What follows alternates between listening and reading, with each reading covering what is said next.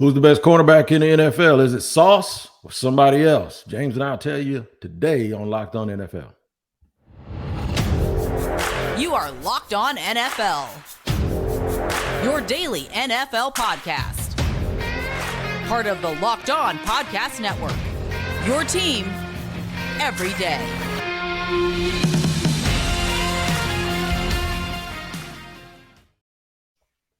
What's happening, y'all? Welcome to another edition of Locked On NFL. I am Tony Wiggins, along with James Rapien, here on Locked On NFL. We're your team every day, and we thank you for making us your first listen. Reminder, we are free to subscribe to on our YouTube page at Locked On NFL.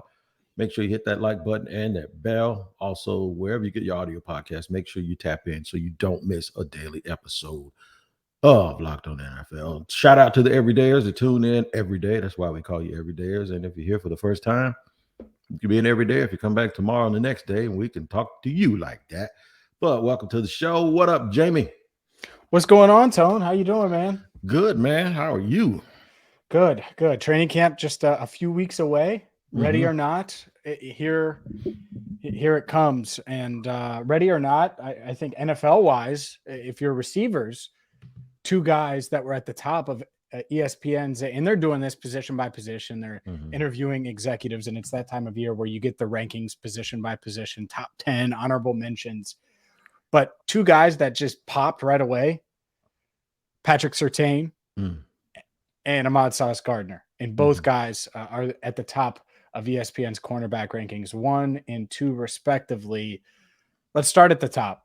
Do you agree that Surtain should be 1 and Sauce should be number 2? You're talking about a guy in Ahmad Gardner, as good as he was, he's only played 1 season in the league. And I think that's something that would stand out to a lot of people looking at this list. I don't think so. I think I would probably go with Surtain at 1 because he has a larger body of work and he's really earned that. I think Sauce is up and coming. Sauce is, that's almost like considering Ja Morant like the second best player in the league, like when he's playing, right? It's like, because it's so exciting, because it's new, and because you can project it that it's going to be there. Even though he's a very, very good player and he plays, in New York City, I think he's coming. I don't think he's quite there yet. I would probably have Jalen Ramsey still number 2. Would you really? Yeah. I would take Sauce all day long over Jalen Ramsey today. Well, of course. I mean, he has more time left, and Oh, no. You mean like just for one game? For this season. If I'm the Dolphins and I could pick either guy for this season, I would take Sauce. Is that a take? Here's why, to me, it's not a take. I think that Ahmad Gardner is all about ball. I have a unique perspective about him because he went to the University of Cincinnati. So some are going to say, oh, you're in Cincinnati, you're biased. No, I don't think that. I know what he is and what he brings and his makeup and all of those things. And I think Jalen Ramsey, not to badmouth him, but if things aren't going well, sometimes it becomes a bit more of a distraction, especially with these veteran players that have proven it, veteran players that have gotten the bag and have the ring and all of those things. Like Sauce is still chasing and still proving. And he didn't get, like, I know he's like this kind of belle of the ball right now. Clearly, since he's ranked 2nd on this list, it wasn't always like that for him. And just a few years ago. And so I know he was the 4th pick. I know that a lot of people are like, oh man, like he's getting a lot of love. I think it's deserved. And I think he's going to deliver and take another step forward. And I just think back to him guarding Jamar Chase when it was Bengals Jets last year. And he made life hard on Jamar. T. Higgins got him on 1. He got T on a couple as well. I mean, Sauce, he's up there. And that said, I get it because Jalen Ramsey's proven. And if you want to go with the proven guy, I certainly understand that part of it. Well, one of the things with Jalen that, I took a little bit of issue with, and I guess it was the Raheem Morris part, and maybe it wasn't him out in L.A. It's just that ever since he came into the league, and even when he was at Florida State, there's always been this thing where people have said he's a great corner, but he's all world at free safety. They pulled a Charles Woodson on him. They did it in college, and they did it when he left Jacksonville. They did it when he went to L.A. It's like this thing. It's like Yeah. Okay, he can be great at both spots. So what we're going to do is we're going to use him at both. And what happened to him in the Super Bowl, and I remember it vividly, against the Bengals, I was having these discussions, and the guy I was having a discussion with, it got pretty heated. It actually turns out his son plays in the NFL, and he's a corner, and the guy trains corners, right? And he didn't know who I was, and I didn't know who he was. Jalen gets beat by Jamar Chase, and Jamar Chase catches the one-handed pass, which it was great coverage, but it was a great throw and a great catch. Great things happen when all of those things occur, from a great quarterback to a great wide receiver to a great corner, right? And the first thing he goes was he overdid it. He went overrated, so overrated, poor technique, overrated. And I'm like, he wasn't privy to a conversation I'd had before games time. And one of the things that I was concerned with is this. The Rams didn't play Jalen solely at corner all year. But now you're going to go against T. Higgins and Jamar Chase and Joe Burrow, and you think without all of those reps, he's going to go out here and just be greased up and ready to go. Deion Sanders can do that. He can hit a home run in a game, catch a helicopter, and go and guard people, okay? And Deion Sanders is the greatest to ever do it at that position. I have seen training camp. I saw Jalen Ramsey get toasted in training camp by Allen Robinson while he was working on stuff, and people made a big deal out of it. I see guys in training camp all the time go, good rep. You hear it when you're a member of the media and you see it. And you know that what's going on is guys are working through stuff. I won't go any further than this. How many conversations did you and I have about Jamar Chase and everybody said he can't catch? And I said, you crazy. Dude haven't played in a year. Wait, you don't think he can catch? Does anyone still think he can't catch? No. My point is even as a pro, unless you're Bo Jackson or Deion Sanders, ain't nobody doing anything at a high level against high-level players when you haven't repped there all year long. You can get away with that stuff with average players. You ain't doing that against guys that are going to be future Hall of Famers. So with Jalen Ramsey, I think the best thing is going to happen to him. They're going to stick his butt at corner in Miami and say, just focus on corner and just do that. Let me ask you this. Is he head and shoulders the number one corner in Miami? Xavier Howard is there as I think at this point, I always thought he was better than Xavier Howard. But now I think with Xavier taking a little bit of a step back and getting older, Jalen's the number one corner. Just making sure. Yeah, he's the number one corner. He is. And especially if teams don't play shell defenses. You can always say a guy's the number one corner if a guy's not moving with the top receiver, if he's just standing in that same spot. And that's the argument that Darrelle Revis and Richard Sherman have had for years about stuff like that. I think he's still that guy. I do think, though, something you said is significant. And what that is Sauce played at a smaller school. He probably should have gone to a bigger school, even though Cincinnati is a great school, right? I want to make sure I say that and make that clear. But he is still... I don't think he had the opportunity, to be fair. Right. But that's my point. There's a little chip there, right? And then to get into the NFL, I think he is still that kid that has a lot to prove. Jalen Ramsey was a 5-star recruit. He'd been past proving anything. So I think the thing is, when we're comparing Jalen Ramsey and Sauce Gardner, I think the same thing can be talked about when you compare Sauce Gardner, who was the number 4 overall pick, to Tariq Woolen, who thinks he's just as good but doesn't get the credit because he doesn't play in New York and he was a later round. He was a day 2 pick. So there's this built-in thing about guys that have something to prove as opposed to a dude that makes $100 million and he's on the front of GQ magazine. There's a lot that I have to respond to there. And we also have to get to the rest of this list because the biggest issue I have with this list isn't in the top. It doesn't have to do with Tariq Woolen, even though I think a lot of Seahawks fans are going to be bummed to hear that he's not in the top 10. So we will do that coming up next right here on Locked On NFL. Our partners over at eBay Motors have teamed up with Locked On Fantasy Football host Vinny Iyer to bring you some of the best fantasy picks each week all season long. Whether you're prepping for a draft, scouting the waiver wire, every week we're going to provide you with players that are guaranteed to fit your roster. With draft prep underway for the upcoming season, let's see who has Vinny picked out first this week in eBay's Guaranteed Fit Fantasy Picks of the Week. And which running back has scored the most touchdowns combined the past 2 seasons? That's electric Los Angeles Chargers back Austin Eckler, whose 38 scores since 2021 and featured receiving first role make him a guaranteed fit for the first overall pick in 2023 fantasy football drafts. Eckler will see his usual high leverage work as a runner and remain the focal point of the short passing game.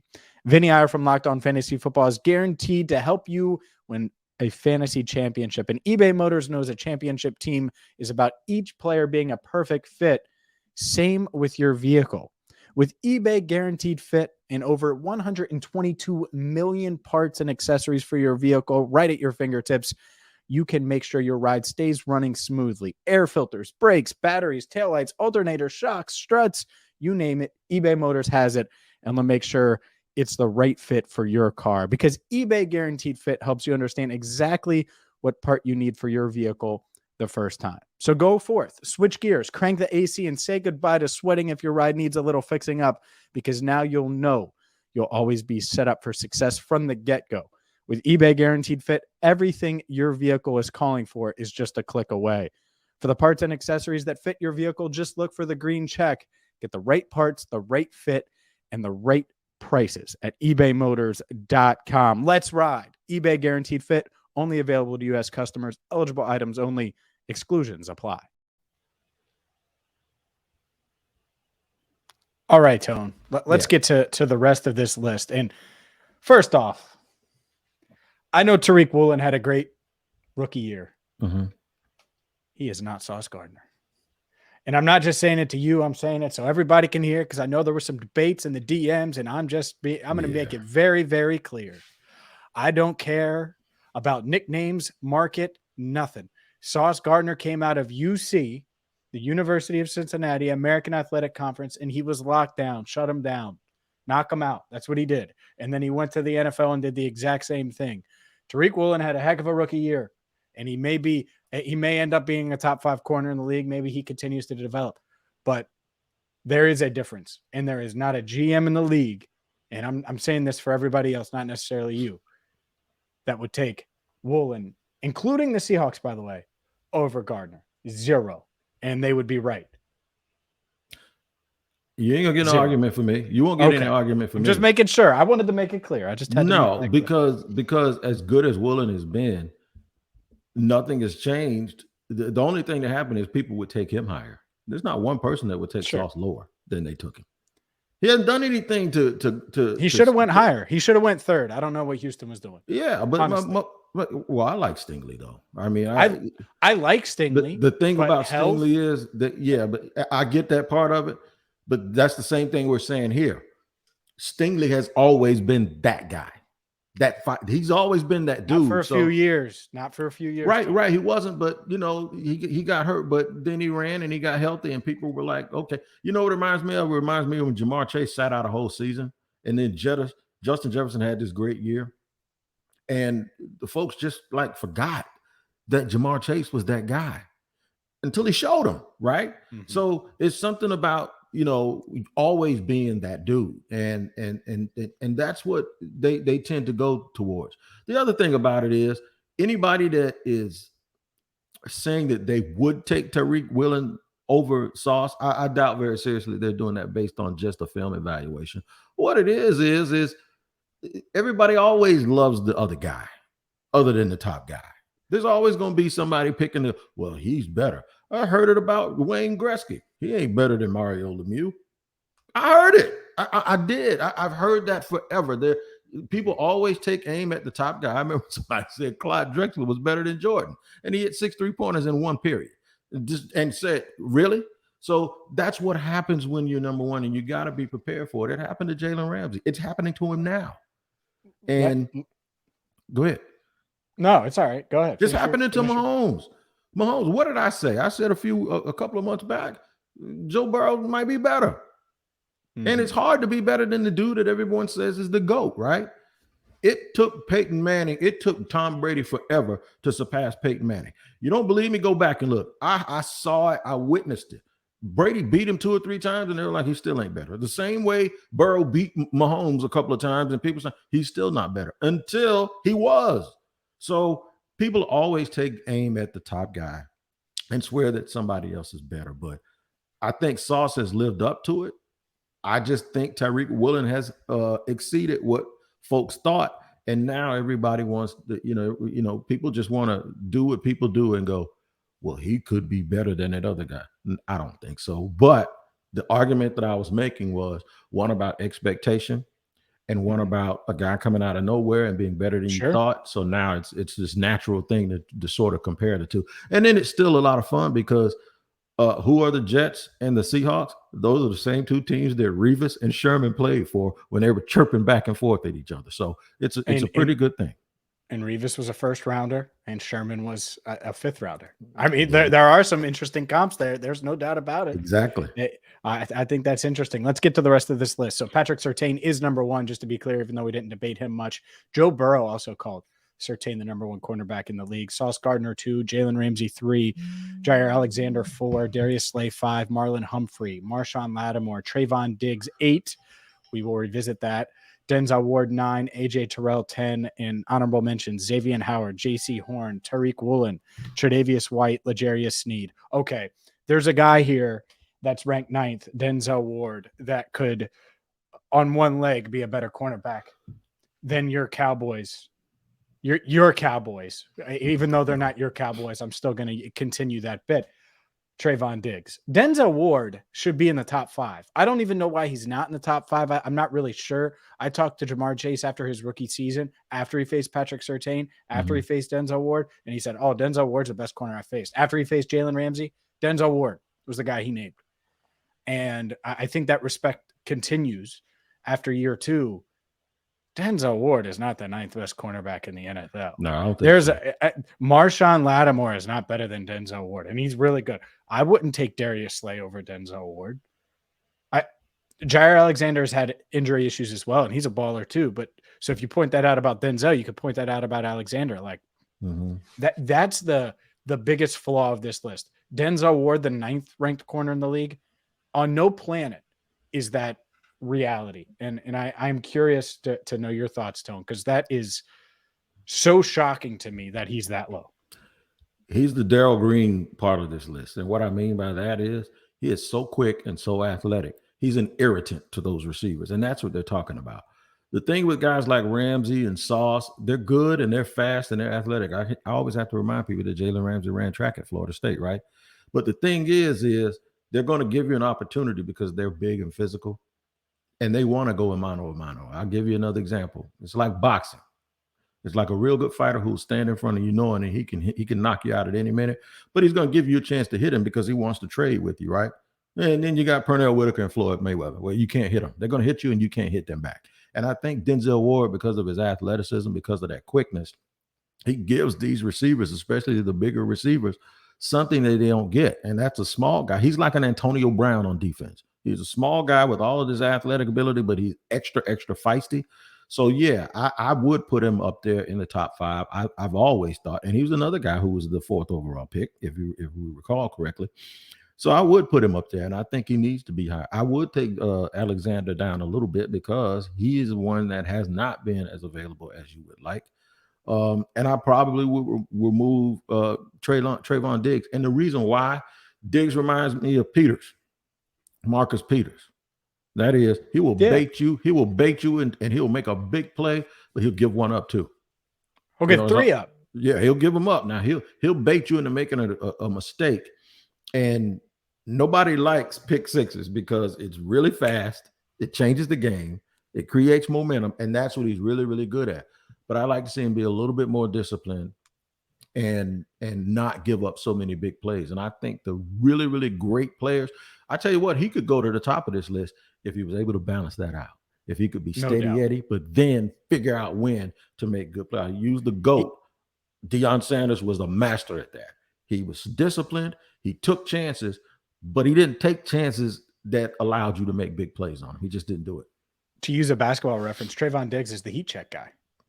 He's the guy that there's a lot of times he's going to take a shot and he'll be like, no, and he's going to drill it. J.R. Smith. There you go. And he's better. He's a better version. Yeah. But J.R. back in his day was a freak too, and people kind of forget that. Yeah. But like that's a similar and it's like, oh man, like, do I think Diggs on an island is going to be able to hang with the top receivers, the 8th best receiver in the league? He'll get a couple plays, but he's going to give up plays, to your point. And so, yeah, I think other than Denzel Ward being off this list, overall, I think a lot of it's fair. The Jair Alexander fourth, yeah, bump him down some, put Ward fourth, and take Diggs off. And that's where I'm at. I think that it's close, but I would certainly have some disagreements from cornerbacks to quarterbacks and arguably the best wide receiver in the league. Let's get Justin Jefferson's thoughts on the top 5 quarterbacks in the NFL. And guess what, Tone? His guy, Kirk Cousins, isn't on the list. We'll get to that next.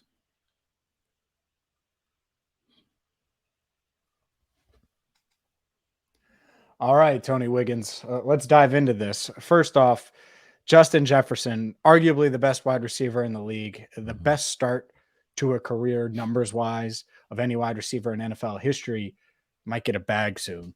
And so we certainly respect his opinion when it comes to quarterback play. And his quarterback, Kirk Cousins, has obviously been a big part of why he's been the top receiver numbers-wise in recent seasons, or one of them. What do you make of him not putting Kirk in the top 5? And I'll rattle off the top 5 right now. It was Patrick Mahomes, it was Aaron Rodgers, it was Joe Burrow, Jalen Hurts, and Josh Allen. Those are Justin Jefferson's top 5 quarterbacks. Do you have any issue with him being honest and not putting Kirk in the top 5? Because in the past, we've seen teammates kind of put their guy and prop their guy up, even though clearly Kirk Cousins isn't a top 5 quarterback. No, I don't have a problem with it. And if Kurt has a problem with it and he called Justin Jefferson will laugh at him and tell him, be for real. You know, you're not better than any one of those dudes. You know, there's something called credibility that has to be, dished out here. And if people are putting Justin Jefferson at number 1 or number 2, depending on what list you're looking at wide receiver, then he owes it to the public to be honest. Ain't nobody think Kirk Cousins no top 5 quarterback. Are you serious? Nobody. He might be top 5 in terms of being able to go to the bank and get money, but he's not a top 5 quarterback. I wouldn't even put him in the top 10. That's just how I feel about it. He's not a top 10 guy either. And, you can't get mad at your dude for being honest. You just can't. There's no shame, by the way, in being ranked somewhere between 11 and 15. That means you're still top 15 in the world at what you do. Yeah. Yeah. No, I agree with you. And I agree. He is not a top 10 or top 5 quarterback, certainly. But the guy that Justin Jefferson ranks second, Aaron Rodgers, completed 64.6% of his passes last year. 3,600 yards, 26 touchdowns, 12 picks, 91 quarterback rating. Kirk Cousins, 66% completion percentage, 4,500 plus yards, 29 touchdowns, 14 interceptions. So more touchdowns, more interceptions, and a higher quarterback rating, 92.5. Before that, he had 3 straight years of 100 plus quarterback rating. And I'm talking about Kirk Cousins. And I know what Rodgers did before that. You're talking about MVPs and back-to-back years of a quarterback rating of over 100, all of those things. Are we sure that he couldn't have gotten away with leaving Rodgers out and putting Kirk in there to back up his guy? Are we sure? Because I probably PR-wise would have done it. I probably would. That's the man throwing me passes. I ain't much for PR, and I'm gonna tell you how I feel about.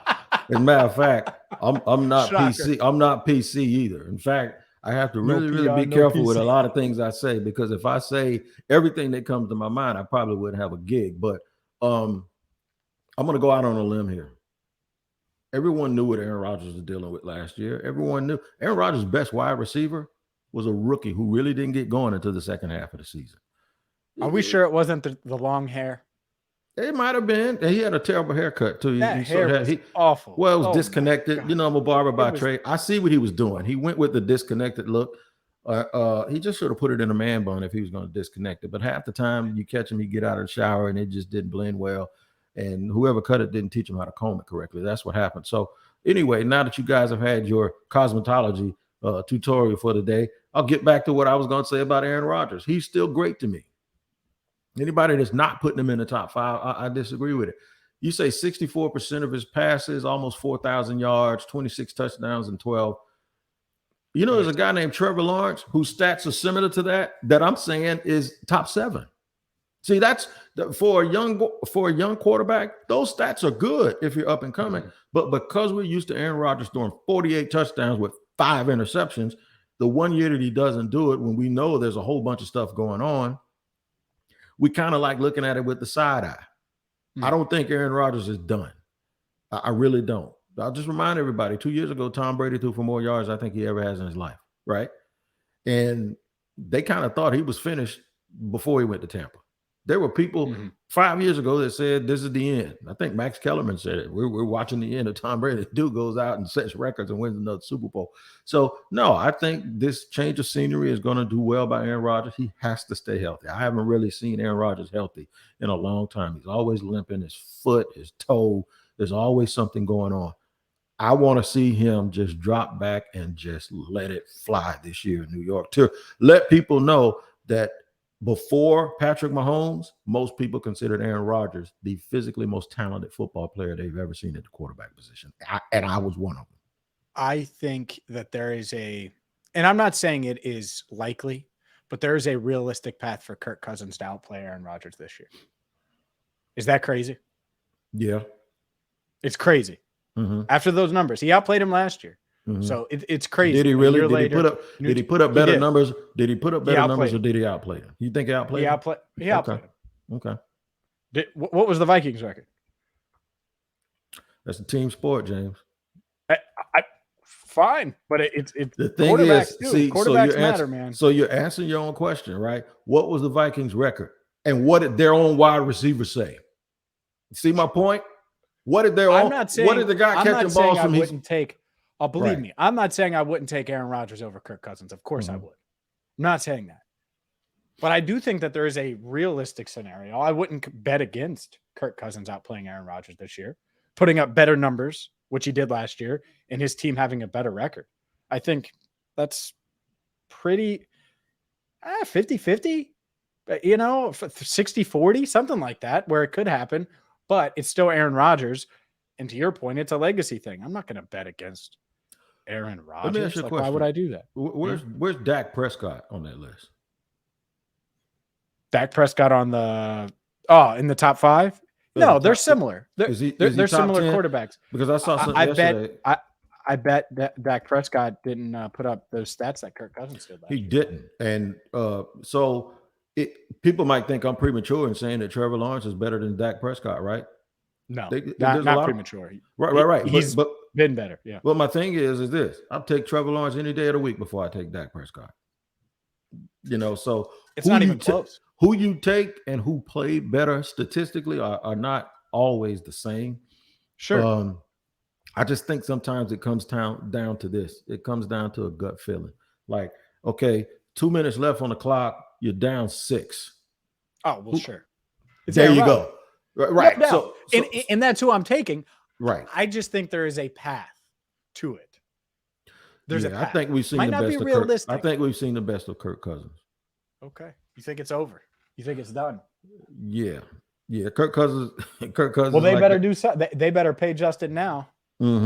Because if not, there's going to. I'm not saying he's going to fall off the side of a cliff, but what I'm saying is, and I'm not being literal when I say that, but.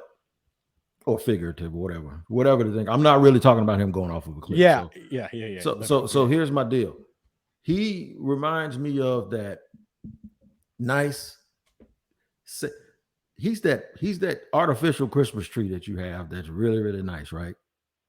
I'm just saying, but after like 5 years, you're like, can we get a new tree and can we get a real one that actually smells like outside?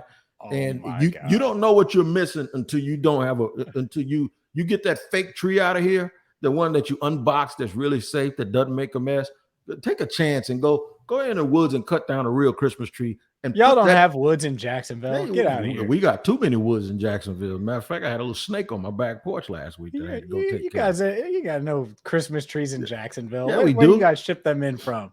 Where do you ship them in from? Wherever, but you know what I'm saying, man. It's like, it's safe. It's like, Man, you don't realize what you're missing until you get one in there that actually smells like outside, and a little critter might run out of there. But you get the point. You got to clean up behind him and all of that. But it's more of an experience. Kirk Cousins is like eating meatloaf every day, dog.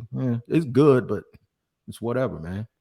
That critter was on the back of Aaron Rodgers' head last year. That's what happened.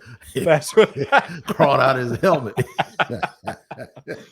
He's Tony Wiggins. I'm James Rapien.